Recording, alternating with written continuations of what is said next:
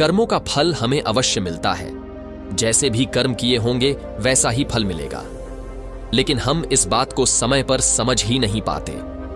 जब तक हमें इस बात का ज्ञान होता है कि हमने जो भी कर्म किए हैं उनका परिणाम क्या होगा, तब तक समय बहुत अधिक बीत चुका होता है। नमस्कार दोस्तों, बौद्ध थिंग्स बाय यूट्यूब चैनल में आपका दिल से स्वागत है। हम अपने जीवन में जैसा कर्म करते हैं उनका वैसा ही फल हमें इस जीवन में भोगना पड़ता है। प्रत्येक कर्म का कुछ न कुछ फल होता है। दोस्तों, आज हम आपको सुनाएंगे एक बूढ़ी औरत और उसकी 3 बहुओं की कहानी जो अपने कर्मों की वजह से कुतिया बन गई। दोस्तों, आज की कहानी बद्दी ही ज्ञानवर्धक है। मेरा आपसे निवेदन है कि कहानी को अंत तक जरूर सुने। एक छोटे से गांव में एक बूढ़ी मां रहती थी। उसकी 3 बहुएं और 3 बेटे थे। बूढ़ी मां बहुत धार्मिक थी और हर दिन पूजा पाठ में समय बिताती थी। वह सुबह सुबह उठकर गंगा स्नान करने जाती और ईश्वर की पूजा करती थी। कार्तिक महीने में वह विशेष रूप से स्नान और पूजा करती थी। इस दौरान वो माखन, मिश्री, दही, मिश्री और तुलसी के पत्तों का भोग भगवान को चढ़ाती थी और प्रसाद अड्ढहोस पड्ढहोसी में बांटती थी। गांव के लोग उसकी पूजा पाठ की बहुत इज्जत करते थे। बूढ़ी मां का यह नियम था कि वह कार्तिक महीने के हर दिन गंगा स्नान करती और पूजा करती। कार्तिक पूर्णिमा के दिन वह विशेष रूप से गंगा स्नान के लिए जाती और भोग बनाकर अपने इष्ट देव को चढ़ाती। लेकिन उसकी 3 बहुओं को यह सब बिल्कुल पसंद नहीं था। वे अक्सर उसकी आस्था का मजाक उड़ाती और प्रसाद खाने से मना कर देती। वो कहती, इसमें तुलसी के पत्ते हैं, हम यह नहीं खा सकते, ये सब दिखावा है। ये सुनकर बूढ़ी मां बहुत दुखी होती, लेकिन वह चुपचाप अपनी पूजा करती रहती। बूढ़ी मां के पति का कुछ वर्ष पहले ही देहांत हो चुका था, इसलिए वह अब अकेली थी। उसके बेटे भी अपनी पत्नियों के कहने में आकर उससे दूर हो गए थे। अब वह सिर्फ अपनी पूजा पाठ में ही मन लगाती और पडिडी ढोसियों में प्रसाद बांटती। लेकिन उसकी 3 बहू को यह सब बहुत बुरा लगता था। वो कहती, यह सांस जब देखो तब पूजा पाठ में लगी रहती है, बिन मतलब खर्च करती है, पंडितों को बुलाती है, दान पुण्य करती है। अगर यह मर जाए तो अच्छा हो, कम से कम यह खर्चा तो बचेगा। बूढ़ी मां ने अपने 3 बेटों को बड़े प्यार से पाला था। उसने और उसके पति ने मिलकर उनकी परवरिश की थी। लेकिन अब जब उसे अपने बेटों की सबसे ज्यादा जरूरत थी, तब वे उससे मुंह मौध चुके थे। बूढ़ी मां दिन रात भगवान से प्रार्थना करती और अपने बच्चों के लिए आंसू बहाती। वह कहती, हे भगवान, मैंने तो कभी किसी का बुरा नहीं चाहा, फिर मेरे साथ ऐसा क्यों हो रहा है। एक दिन बूढ़ी मां अपने भगवान के सामने बैठकर प्रार्थना कर रही थी। उसकी आंखों में आंसू थे और वह ईश्वर से कह रही थी, हे पालनहार, मुझे इस दुख से मुक्ति दिलाओ, मेरे बच्चों का भला करो और उन्हें सही रास्ता दिखाओ। इस तरह बूढ़ी मां ने अपने पूजा पाठ और दान पुण्य के नियमों को नहीं छोड़ा। लेकिन उसकी 3 बहुओं ने ठान लिया था कि वे अब इस घर में नहीं रहेंगे और बंटवारा करके अलग हो जाएंगे। वे सोचती थीं, अगर हम अलग हो जाएं तो अपनी मर्जी से रह सकेंगे और सांस की पूजा पाठ के खर्चे से बच सकेंगे। 3 बहुओं ने एक दिन आपस में बात की और बंटवारे की योजना बनाई। उन्होंने अपने पतियों से कहना शुरू किया कि अब हमें अलग हो जाना चाहिए। छोटी बहू ने अपने पति से कहा, देखिए, बड्ढे भैया के बच्चे बड्ढे हो रहे हैं और हमारे बच्चे छोटे हैं। हमें अभी बहुत मेहनत करनी है, बच्चों को पढ़ाना है। अगर हम अलग हो जाएंगे तो अपने बच्चों की अच्छी तरह से देखभाल कर पाएंगे। सांस का खर्चा बहुत ज्यादा है, हर समय पूजा पाठ में लगी रहती है और बहुत पैसा खर्च करती है। दूसरी बहू ने भी अपने पति को समझाया, देखिए, अब बंटवारा हो जाना चाहिए, हम अपनी मर्जी से रहेंगे। क्या खर्चा करना है, क्या नहीं करना है, यह हम खुद तय करेंगे। सांस के नखरे और खर्चे अब बर्दाश्त नहीं होते। हमें अलग रहकर अपने बच्चों का ध्यान रखना है। बड्ढी बहू ने भी अपने पति से यही बात कही। बच्चे बड्ढे हो रहे हैं, कल उनका शादी ब्याह करना है। पैसे कमाते रहेंगे और सांस का खर्चा करते रहेंगे तो कैसे चलेगा। हमारे बच्चों का भविष्य सुरक्षित करना है तो हमें अलग होना ही पड़ेगा। 3 बहुओं ने अपने अपने पतियों को समझा बुझाकर उनके मन में बंटवारे की बात डाल दी। 3 भाई अब बंटवारे के लिए तैयार हो गए। गांव के बड्ढों को बुलाया गया और घर का बंटवारा करने की बात हुई। 3 बहुएं भी बंटवारे में हिस्सा लेने के लिए तैयार हो गए। गांव के बड्ढे लोगों ने घर के 4 हिस्सों में बंटवारा किया। 3 बेटों के लिए और 1 बूढ़ी मां के लिए। घर का सारा सामान भी 4 हिस्सों में बांट दिया गया। बूढ़ी मां अब अकेली रह गई। पंचायत ने अपना फैसला सुनाया और चले गए। तीनों बहुओं ने अपना अपना सामान अपने अपने हिस्से में रख लिया। बूढ़ी मां के हिस्से में जो झोपड़ी थी वह उसमें रहने लगी। अब वह अकेली थी और अपने बेटों से निराश होकर अपने ईश्वर से प्रार्थना करती रहती थी। वह रोज सुबह जल्दी उठकर गंगा स्नान करती और भगवान विष्णु और माता लक्ष्मी की पूजा करती। वो पहले की तरह ही भोग बनाकर भगवान को चढ़ाती और फिर अड़ोस पड़ोस में प्रसाद बांटती। लेकिन अब वो बहुत अकेली हो गई थी। उसके तीनों बेटों ने उससे मुंह मोद्दह लिया था और उसकी बहुओं ने उसे घर से बाहर कर दिया था।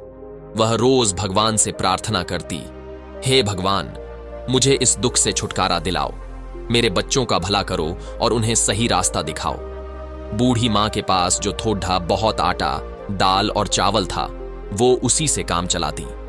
वह सोचती है, अब मुझे अपनी जिंदगी इसी तरह गुजारनी पड़ डाढ़ेगी। मेरे बच्चों ने तो मुझे छोड़ ढाढ़ दिया है, लेकिन मैं ईश्वर की भक्ति नहीं छोड़ूंगी। उसकी भक्ति में कोई कमी नहीं आई। वह हर रोज तुलसी के पत्तों से ईश्वर का पूजन करती और पड़ोसियों को प्रसाद बांटती।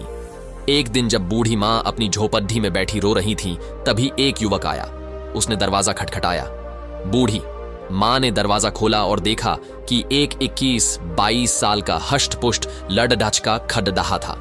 उसके चेहरे पर तेज झलक रहा था। उसने कहा, मां जी, आप मुझे पहचाना नहीं, लेकिन मैं आपके मायके से आया हूं। मेरा नाम माधव है। मेरे पिताजी ने मुझे आपकी मदद करने के लिए भेजा है। बूढ़ी मां ने आश्चर्य से पूछा, माधव, तुम मेरे मायके से आए हो? मैंने तो तुम्हें कभी देखा नहीं। तब माधव ने मुस्कुराते हुए कहा, हां मां जी, मैं आपके भाई का पोता हूं। हमें खबर मिली कि आपके बेटों ने आपको घर से निकाल दिया है, इसीलिए मेरे पिताजी ने मुझे आपकी मदद करने के लिए भेजा है। बूढ़ी मां की आंखों में आंसू आ गए। उसने माधव को अंदर बुलाया और उसे बैठने के लिए कहा। उसने पानी का गिलास और थोड़ा सा गुड़ दिया। माधव ने पानी पिया और गुड़ खाया। फिर उसने अपनी थैली से कुछ खाने का सामान, कपड़े और दवाइयां निकाली। उसने कहा, मां जी, यह सब सामान मैं आपके लिए लाया हूं। आप भूख ही मत रहना, हम रोज आपको खाना भिजवाएंगे। बूढ़ी मां ने माधव को आशीर्वाद दिया और कहा, बेटा, तुम्हारा बहुत बहुत धन्यवाद। तुमने मेरे लिए जो किया है उसके लिए मैं भगवान से तुम्हारे सुख समृद्धि की प्रार्थना करूंगी। माधव ने बूढ़ी मां से कहा, मां जी, अब मैं चलता हूं। फिर माधव ने विदा ली और वापस चला गया। बूढ़ी मां काफी खुश थी। फिर अपने ईश्वर का धन्यवाद किया और सोचा, लगता है भगवान ने मेरी प्रार्थना सुन ली। अब मैं भूखी नहीं रहूंगी। अब बूढ़ी मां को रोज खाना मिल जाता था। वह पहले की तरह ही भोग बनाकर भगवान को चढ़ाती और पड़ोसियों को प्रसाद बांटती। लेकिन उसकी तीनों बहुओं को यह सब देखकर बहुत जलन होती थी। वे सोचती थीं कि यह बुढ़िया आखिर कहां से इतना खाना ला रही है। इसके पास कोई कमाने वाला भी नहीं है, फिर यह इतना तंदुरुस्त कैसे हो रही है। तीनों बहुएं बूढ़ी मां की सेहत देखकर बहुत जल्दी थीं। वे सोचती कि बुढ़िया को हमने इसलिए अलग किया था ताकि वह जल्द ही भूखी प्यासी मर जाए, लेकिन यह तो और तंदुरुस्त होती जा रही है। एक दिन बहुओं ने फैसला किया कि वे बूढ़ी मां की झोपड़ी में जाकर पता लगाएगी कि वहां क्या हो रहा है। अगले दिन जब बूढ़ी मां गंगा स्नान के लिए गई हुई थी, तभी तीनों बहुएं उसकी झोपड़ी में घुस गईं। वहां उन्होंने देखा कि झोपड़ी में दाल, चावल, आटा, मसाले, सूखे मेवे और कई तरह का अच्छा खाना रखा हुआ है। बहुएं हैरान रह गए। वे आपस में बातें करने लगी कि यह बुढ़िया इतनी चालाक निकाली। हमें लगता था कि यह भूखी प्यासी मर रही है, लेकिन यहां तो हर चीज का भंडार है। बड़ी बहू ने कहा, इसने जरूर हमारे घर से चोरी करके ये सब जमा किया है। हम काम में लगी रहती थी और यह चोरी चोरी अपना घर भरती रही। अब इसे सबक सिखाना होगा। बड़ी बहू ने कहा, हां, हमें इसे मजा चखाना चाहिए। देखते हैं कि इसने यहां क्या क्या जमा किया है। छोटी बहू ने भी सहमति जताई। सही कहा, हमें इसके खिलाफ कुछ करना होगा। तीनों बहुएं झोली भर भर कर सामान अपने घर ले जाने लगी। जैसे ही उन्होंने खाने का सामान उठाया, उन्होंने देखा कि उसमें तुलसी के पत्ते हैं। गुस्से में आकर उन्होंने तुलसी के पत्ते नाली में फेंक दिए। यह देखकर वे और भी क्रोधित हो गए और सामान उठाकर बाहर जाने लगी। तभी एक अजीब घटना घटी। तीनों बहुओं ने देखा कि उनके हाथ पैर धीरे धीरे कुत्ते के पंजों में बदलने लगे। वे डर गई और चिल्लाने लगी, लेकिन कोई उनकी मदद नहीं कर पाया। कुछ ही पलों में तीनों बहुएं कुतिया बन गईं। गांव में हड़कंप मच गया। कुछ देर बाद बच्चों और पतियों ने जब यह देखा तो वे हैरान रह गए। उन तीनों के बच्चे चिल्लाने लगे, मम्मी कुतिया बन गई है, पापा देखो मम्मी को क्या हो गया। तीनों बहुओं के पाती समझ नहीं पा रहे थे कि यह कैसे हुआ। उन्होंने कोशिश की कि कुतिया को घर से बाहर भगाए, लेकिन वे घर छोड़ ढहने को तैयार नहीं थे। वे अपनी भाषा में कुछ समझाने की कोशिश कर रही थी, लेकिन कोई उनकी बात नहीं समझ पा रहा था। बच्चे रो रहे थे और पतियों को भी रोना आ रहा था। उन्होंने अपने बच्चों को संभालते हुए कहा, चलो अब कुछ नहीं किया जा सकता, हमें मां का इंतजार करना होगा, शायद वहीं कुछ हल बता सके। गांव के लोग भी इकट्ठा हो गए और सोचने लगे कि यह अनहोनी कैसे हुई। सबने बूढ़ी मां की वापसी का इंतजार करने का फैसला किया। बूढ़ी मां को अब अपने रोज के जीवन में थोड़ी राहत मिल रही थी। माधव रोज खाना रख जाता था और बूढ़ी मां ईश्वर का भोग लगाकर पहले की तरह प्रसाद बांटती थी, लेकिन उसे इस बात का कोई अंदाजा नहीं था कि उसके घर में क्या हो रहा है। उसे यही लगता था कि सब कुछ पहले जैसा ही चल रहा है। इधर तीनों बहुएं कुतिया बनकर घर के आंगन में बैठी थीं। उनके पतियों को घर का सारा काम करना पडीडीएच रहा था। वे बहुत परेशान थे और अपनी पत्नियों की वापसी का इंतजार कर रहे थे। गांव के लोग भी इस अजीब घटना से हैरान थे। हर कोई यही कहता था कि यह सब बूढ़ी मां की भक्ति और उसकी तपस्या का फल है। गांव के कुछ लोगों ने बूढ़ी मां को गंगा स्नान के लिए जाते देखा। उन्होंने सोचा कि अब उसे सारी बात बतानी चाहिए। वे उसके पास गए और बोले, माई, तुम्हारे घर में कुछ अजीब हो रहा है। तुम्हारी तीनों बहुएं कुतिया बन गई हैं। बूढ़ी मां को यह सुनकर बहुत आश्चर्य हुआ। उसने सोचा कि यह कैसे संभव हो सकता है। उसने तुरंत गंगा स्नान किया और घर की ओर लौट पड़ी। उसके दिल में बहुत सारी आशंकाएं थीं। उसने भगवान से प्रार्थना की, हे भगवान, मेरे घर की रक्षा करना और मेरे बच्चों को सही रास्ता दिखाना। जब बूढ़ी मां घर पहुंची तो उसने देखा कि गांव के लोग उसके घर के सामने इकट्ठा थे। उसने पूछा, क्या हुआ, यहां इतनी भीड़ क्यों लगी है? गांव वालों ने उसे सारी घटना बताई। बूढ़ी मां ने अपने बेटों को बुलाया और पूछा, यह सब कैसे हुआ? तुम लोगों ने क्या किया? बेटों ने रोते हुए अपनी मां को सारी कहानी सुनाई। उन्होंने कहा, मां, हमसे बहुत बड़ी गलती हो गई। हमारी पत्नियों ने आपके सामान को नाली में फेंक दिया था और उसी समय वे कुतिया बन गई। अब हमें नहीं पता कि उन्हें कैसे ठीक करें। बूढ़ी मां ने अपने बेटों को दिलासा दिया और कहा, ऊपर वाला सब ठीक करेंगे, तुम लोग घबराओ मत। बूढ़ी मां ने अपने भगवान से प्रार्थना की और उनसे समाधान मांगा। उसने सोचा कि शायद किसी साधु बाबा या महात्मा के पास इसका समाधान हो सकता है। वह तुरंत पास के एक नगर में एक साधु बाबा के पास गए और उन्हें सारा हाल बताया। साधु बाबा ने ध्यान से सारी बातें सुनी और कहा, यह सब तुम्हारी भक्ति और तपस्या का फल है, लेकिन चिंता मत करो, इसका उपाय भी है। बूढ़ी मां ने पूछा, बाबा, कृपया मुझे उपाय बताएं, मैं अपने बच्चों को इस हालत में नहीं देख सकती। साधु बाबा ने कहा, तुम्हें कार्तिक महीने में विशेष पूजा करनी होगी। तुम्हारे स्नान के पानी से तुम्हारी बहुओं को नहलाना होगा और ब्राह्मणों को भोजन कराकर उनके झूठे भोजन को बहुओं को खिलाना होगा। इससे वे अपने असली रूप में वापस आ जाएंगे। बूढ़ी मां ने साधु बाबा को धन्यवाद दिया और अपने घर जाकर बेटों को यह उपाय बताया। बेटों ने कहा, मां, हम तुम्हारी हर बात मानेंगे, हम इस उपाय को जरूर पूरा करेंगे। बूढ़ी मां ने कार्तिक महीने की विशेष पूजा की तैयारी शुरू कर दी। उसके तीनों बेटे और गांव के लोग भी इस पूजा में मदद करने लगे। बेटों ने मिलकर पूजा का सारा सामान इकट्ठा किया और भगवान के लिए भोग बनाने की व्यवस्था की। हर सुबह बूढ़ी मां गंगा स्नान के लिए जाती और स्नान के पानी को एकत्रित करती। उसके बाद वह भगवान की पूजा करती और फिर अपने पडीडेड होसियों को प्रसाद बांटती। इस बीच तीनों बहुएं अभी भी कुतिया के रूप में घर के आंगन में बैठी रहती। उनके पतियों को घर का सारा काम करना पडीडेड हेचता था। बच्चों को अपनी माताओं की बहुत याद आती थी और वे अक्सर रोते हुए अपनी दादी से कहते, दादी, मां, कब ठीक होंगी, हमें हमारी मां वापस चाहिए। बूढ़ी मां बच्चों को दिलासा देती और कहती, बेटा, भगवान सब ठीक करेंगे, तुम लोग धैर्य रखो और प्रार्थना करो। बच्चों को शांत करने के लिए वह उनसे कहानियां सुनाती और उनके साथ समय बिताती। बूढ़ी मां ने पूजा के लिए 5 ब्राह्मणों को बुलवाया। बेटों ने भी अपनी ओर से 55 ब्राह्मणों को बुलाया। इस प्रकार कुल 21 ब्राह्मणों को बुलाया गया। ब्राह्मणों के लिए विशेष भोग तैयार किया गया। कार्तिक पूर्णिमा का दिन आया और बूढ़ी मां ने अपने बेटों की मदद से ब्राह्मण भोजन की तैयारी की। सुबह सुबह सभी ब्राह्मणों को आमंत्रित किया गया और उन्हें विशेष पकवान बनाकर खिलाया गया।